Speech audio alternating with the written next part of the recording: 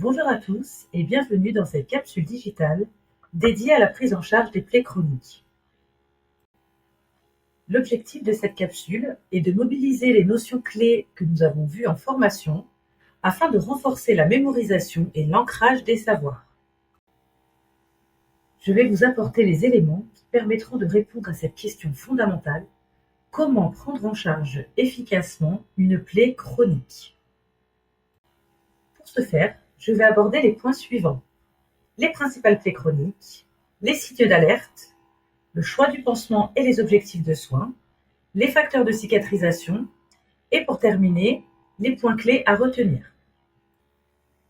Les principales plaies chroniques identifiées sont les ulcères de jambes dans 66% des cas, avec une majorité pour les ulcères veineux, les escarres pour 23% des plaies, les plaies du pied diabétique pour 11% des plaies, et enfin les plaies tumorales pour 1,7%. Il y a certains signes qui doivent absolument vous alerter, notamment la présence d'un tissu noir qui représente une absence d'irrigation et donc une nécrose tissulaire. Ensuite, un écoulement purulent, une odeur et un patient porteur de fièvre peut être le signe d'une infection. Enfin, toute présence de rougeur, chaleur et d'un œdème est le signe d'une inflammation excessive. Concernant le choix du pansement, il est impossible ou presque de les connaître et de les utiliser tous.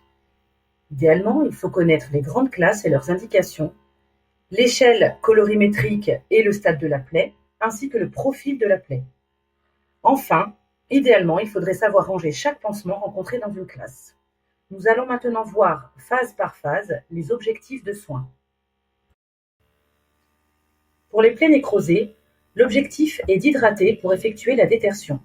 Le nettoyage se fait au savon et à l'eau, et on utilise des hydrogels ou des irrigo-absorbants afin de pouvoir décoller cette nécrose sèche.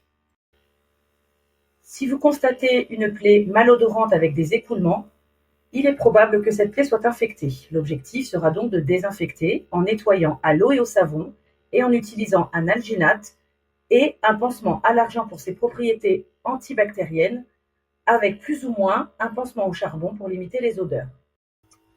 Face à une plaie fibrineuse et exudative, l'objectif sera d'absorber ces exudats et de maintenir la plaie en milieu humide afin de favoriser la détertion. On nettoie alors avec de l'eau et du savon et on utilise soit des fibres détersives, soit un hydrogel ou soit un irrigo-absorbant pour enlever toute trace de fibrine. Face à une plaie bourgeonnante, il se peut que persiste un exudat faible à modéré. L'objectif est alors à ce moment-là de l'absorber par un hydrocellulaire avec un nettoyage à l'eau et au savon au préalable. Enfin, face à une plaie en phase d'épidermisation, la cicatrisation est presque à son terme. L'objectif est alors de protéger. On nettoie toujours la plaie à l'eau et au savon et on utilise soit un pansement hydrocolloïde, soit un film de polyuréthane. On peut également utiliser une interface, un tulle gras ou alors un hydrocellulaire. Il y a des facteurs de cicatrisation à prendre absolument en considération. Une nutrition enrichie et notamment en protéines va permettre de nourrir le muscle. La gestion de la douleur également, surtout en phase de réfection du pansement. Pensons aux pathologies associées, notamment le diabète qui doit être équilibré pour une meilleure cicatrisation. Et enfin, veiller aux conditions d'hygiène de l'environnement afin de pouvoir faire les pansements dans les meilleures conditions possibles. Nous arrivons bientôt à terme de cette capsule numérique. Rappelez-vous que les escarres et les plaies du pied diabétique doivent être déchargées, que l'ulcère veineux doit faire l'objet d'une contention. A contrario, l'ulcère artériel ne doit jamais avoir de contention, sauf s'il est associé à un ulcère artériel, et que pour les plaies tumorales, on met jamais de pansement booster de cicatrisation au risque de faire flamber la tumeur. Pour terminer, vous l'aurez compris, on nettoie systématiquement une plaie à l'eau et au savon. Il est inutile de faire des prélèvements de plaies et d'utiliser des antiseptiques.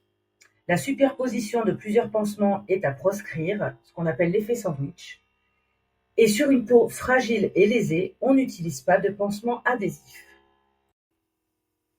Voici les éléments bibliographiques que j'ai utilisés pour cette capsule et pour la formation que l'on a passée ensemble. La Haute Autorité de Santé avec les préventions et le traitement des escarres, la Société française et francophone des plaies et cicatrisations avec ses recommandations pour la prise en charge des plaies chroniques, l'ANAOS et son guide de bonne pratique, ainsi que les travaux du Dr Môme et Théo de 2021. Cette capsule est maintenant terminée. Je vous remercie pour votre attention.